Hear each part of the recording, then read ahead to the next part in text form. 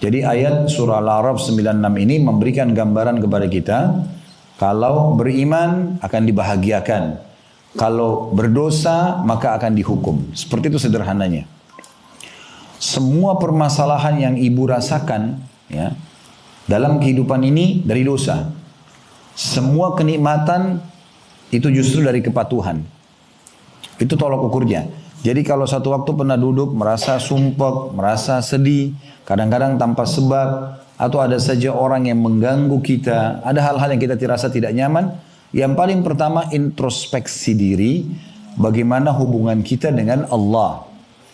Yang datang ke depan kita ini yang mengganggu kita, yang seakan-akan mereka ini adalah penjahat dan seterusnya, ini cuman sebab saja yang Allah datangkan. Allah bisa tidak datangkan mereka.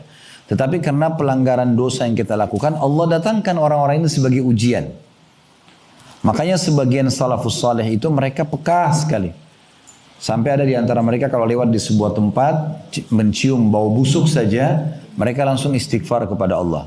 Karena bisa saja Allah tidak sampaikan bau sampah atau bau busuk itu ke hidung dia. Tapi kenapa Allah sampaikan? Langsung mereka introspeksi diri. Ada di antara mereka jalan kakinya kesentuh batu. Kakinya keselio.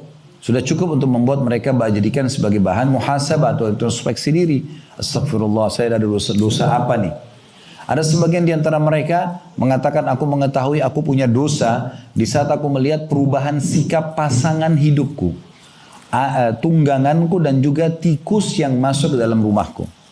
Berapa banyak tikus di rumah kita tapi kita tidak pernah pedulikan. Tikus selalu merusak, tidak ada manfaatnya tikus, gitu kan? Dan dibolehkan membunuhnya. Kalau ada bapak ibu yang bilang misalnya, lalu untuk apa Allah ciptakan Ustaz? Ya dengan hikmahnya. Sebagaimana juga kenapa Allah ciptakan babi padahal Allah haramkan. Supaya Allah uji kita. Ini loh hewan yang tidak boleh kamu makan misalnya ya. Sebagai ujian. Allah berikan kita gantinya tentu yang halal. Begitu juga Allah ciptakan tikus untuk Allah perlihatkan ini ada ciptaan Allah yang lain. Ya memang ciptaan ini akan merusak maka harus hati-hati. Ya. Dan dinamakan oleh Nabi SAW dengan fuwaisiqah atau binatang yang buruk ya. Muhammad bin Sirin rahimahullah memberikan gambaran dalam buku beliau masalah ta'wil mimpi. Kalau ada orang istikharah, dia ingin menikah misalnya, atau dia ingin interaksi bisnis sama seseorang, lalu kemudian dia mimpi tikus, berarti ada gambaran kurang baik tentang orang itu ya. Karena ini binatang buruk ini, seperti itulah. Tapi intinya sebagian salafus saleh jadikan sebagai bahan introspeksi diri, ya. Mereka jadikan sebagai bahan introspeksi diri. Perhatikan firman Allah Subhanahu wa taala yang lain, ini ayat luar biasa. Dalam surah Hud surah nomor 11 ayat 117. Di sini Allah Subhanahu wa taala pastikan tidak mungkin satu negeri, satu kota, satu desa Allah Subhanahu wa taala datangkan bencana, banjir, longsor, tsunami, apa saja yang biasa kita dengar fenomenanya, bahkan negara kita pernah ditimpa, itu sementara mereka orang-orang yang baik dan soleh dan soleha. Pasti ada pelanggaran, baru Allah datangkan itu. Ya. Perhatikan surah Hud surah nomor 11 ayat 117 berbunyi, Allah Subhanahu wa taala berfirman, "Wa ma kana rabbuka liyuhlikal qura bidzulmin wa ahluha muslihun." Sesungguhnya Tuhanmu sekali-kali tidak akan pernah, hai Muhammad, membinasakan satu negeri atau negeri-negeri secara zalim. Tidak mungkin tanpa sebab. Tsunami terjadi, longsor terjadi, banjir, tidak mungkin tanpa sebab. Sementara penduduknya berbuat kebaikan atau ketaatan. Jadi apa makna ayat ini? Kalau seandainya kita selalu patuh menjadi orang baik, soleh dan soleha, tidak akan ditimpa masalah. Ya. Kita pasti akan melalui kehidupan dengan baik saja. Ya. Apakah berarti orang soleh tidak diuji? Diuji tentunya. Nabi Muhammad SAW pernah demam. Dan demam beliau sangat luar biasa. Sampai ada sahabat yang datang, itu memegang di atas selimut Nabi, terasa tembus panasnya gitu. Sampai sahabat ini mengatakan, ya Rasulullah, sesungguhnya anda ditimpa demam seperti ini yang tidak biasanya. Kata Nabi SAW, iya, kami para nabi-nabi diuji 2 kali lipat dari ujian kalian. Ujian, tapi maksudnya apa? Ujian bukan kena dosa. Ujian yang menimpa umumnya manusia. Ya. Kalau untuk orang-orang beriman biasanya untuk peninggian derajat kayak demam, penyakit secara umum lah flu, ya. Itu ada menimpa orang-orang beriman. Tapi dia sifatnya semua orang kena. bukan karena dosanya. Kan itu.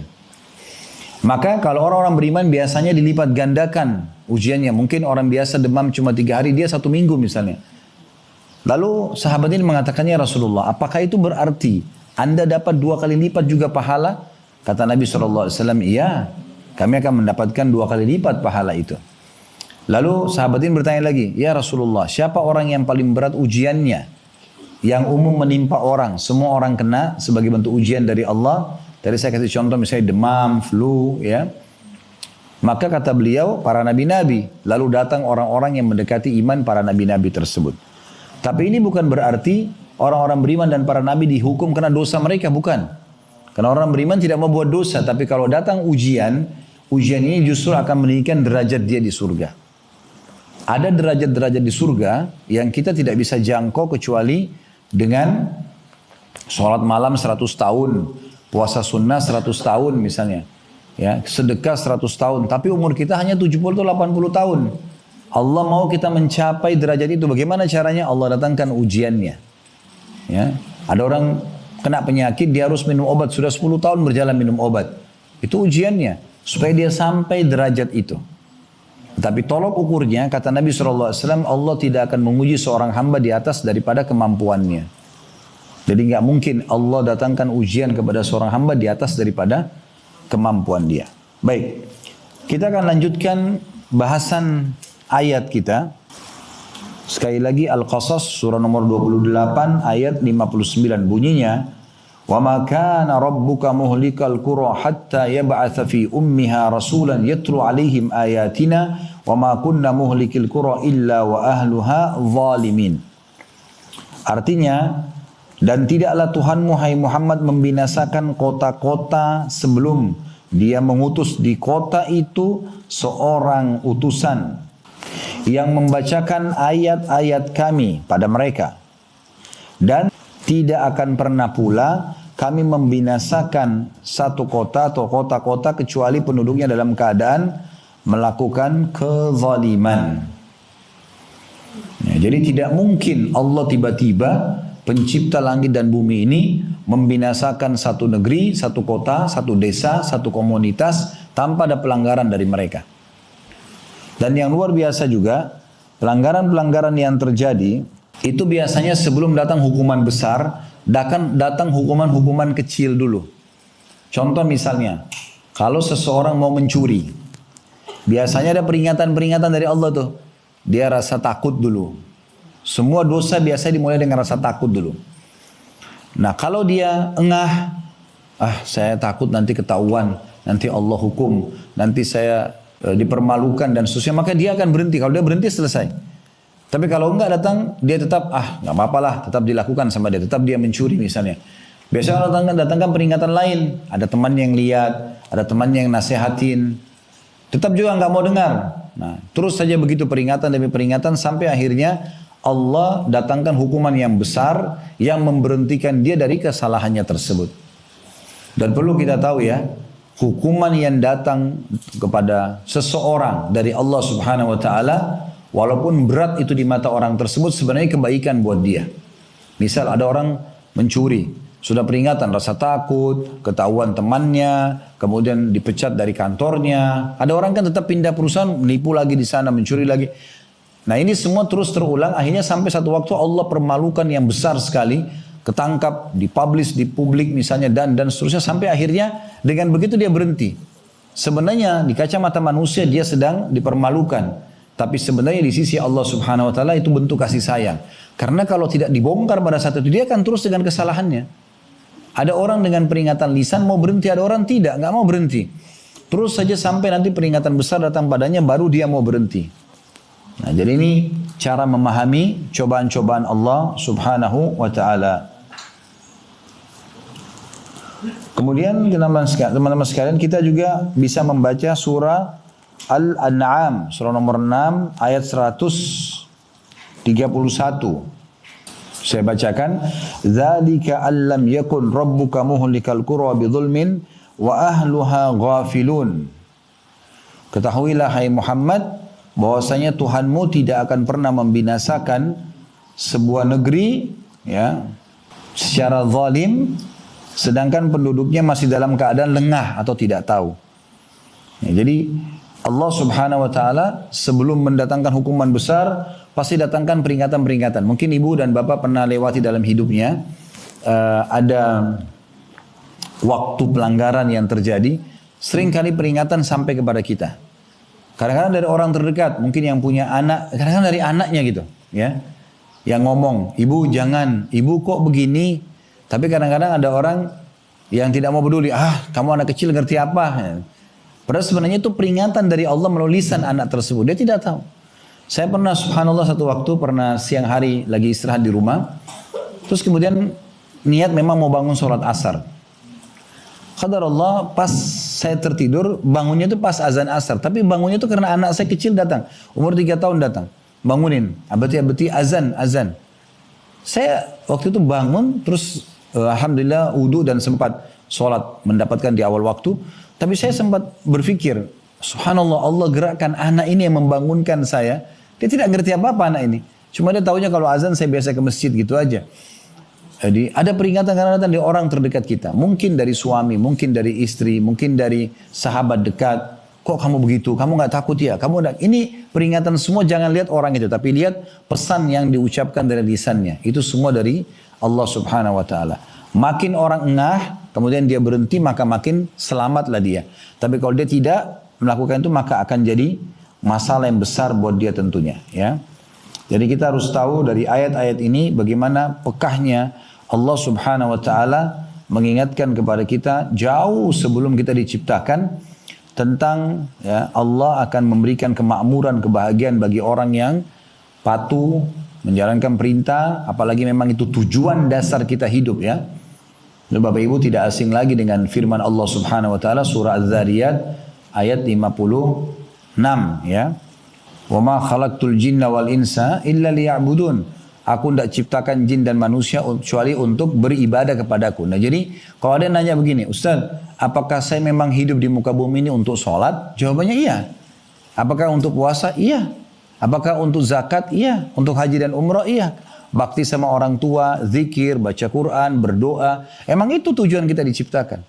Selain daripada ini bukan tujuan. Berbuat dosa itu bukan tujuan.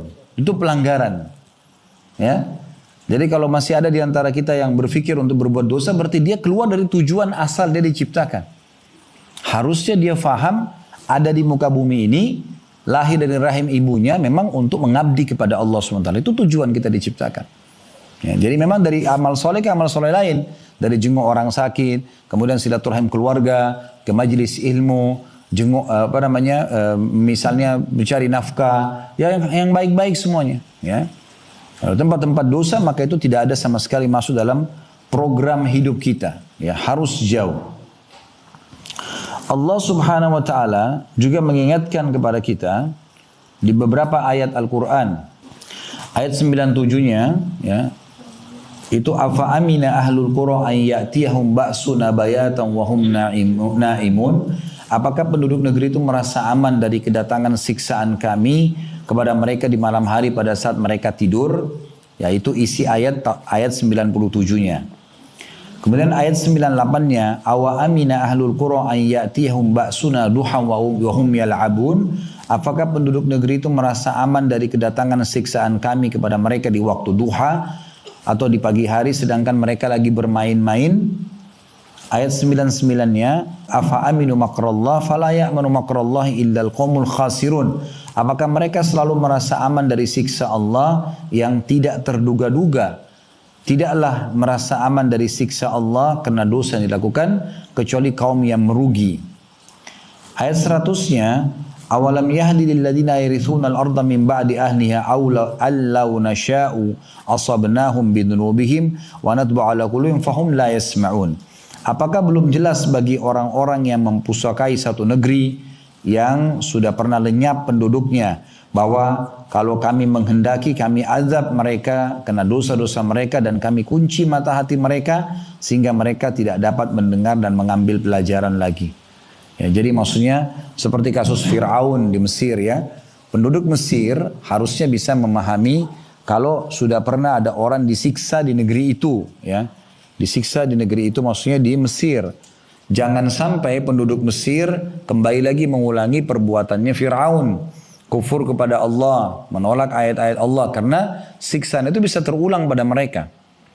Atau selain Fir'aun, negeri manapun ya, yang pernah ditimpa bencana-bencana besar, jangan sampai kita berpikir, ya, oh itu kan tertimpa orang sebelum kita, ya kita nggak mungkin tertimpa, itu kebodohan namanya. Karena akan sama, semua pelanggar-pelanggar akan kena hukuman, semua orang-orang yang patuh akan dapat nikmat, begitu poinnya. Ya, kita lihat Nabi Muhammad SAW dan para sahabatnya yang beriman dimuliakan oleh Allah Subhanahu Wa Taala. Ya, Abu Bakar, Umar, Uthman, Ali, Talha, Zubair. Banyak sahabat-sahabat Nabi dulu tidak ada yang kenal. Tapi setelah masuk Islam mereka beriman, mereka patuh kepada Allah, menjalankan perintah, meninggalkan larangan. Allah muliakan dan angkat nama mereka harum dalam sejarah manusia. Dan berapa banyak yang tadinya kufur kepada Allah dikenal di tengah-tengah masyarakatnya kayak Abu Lahab, Abu Jahal, ya, Umayyah bin Khalaf, Rabi, Syaibah dan yang lainnya. Mereka terkenal di masa itu. Tapi akhirnya habislah sejarah mereka. Dan habis semua harta mereka, keturunan mereka tidak dikenang lagi, itu dengan kekufuran mereka. Maka semua yang patuh kepada Allah akan sama akibatnya, semua orang yang durhaka sama Allah akan sama akibatnya. Yang patuh akan diberikan kenikmatan dan dimuliakan, diharumkan namanya. Orang yang melakukan kemaksiatan akan dihukum dan disiksa, itu poinnya. Baik teman-teman sekalian, Allah Subhanahu Wa Taala datangkan banyak peringatan. Itu memang untuk menakut-nakuti kita. Jadi kalau ada perasaan takut setelah berbuat dosa, itu memang tanda-tanda dari Allah. Ya, mungkin setiap orang di antara kita pernah buat dosa, terus dia merasa takut dengan dosa itu. Nah itu peringatan dari Allah SWT. Itu Allah sebutkan dalam surah Isra, surah nomor 17 ayat 59. Surah Isra, surah nomor 17 ayat 59. Yang bunyinya, وَمَا نُرْسِلُ بِالْآيَاتِ إِلَّا تَخْوِيفًا. Ya, dan kami tidak mengutus atau memberikan tanda-tanda ya, kebesaran kami kecuali memang untuk menakut-nakuti. Ya, untuk menakut-nakuti. Memang seperti itu Allah datangkan untuk membuat kita takut.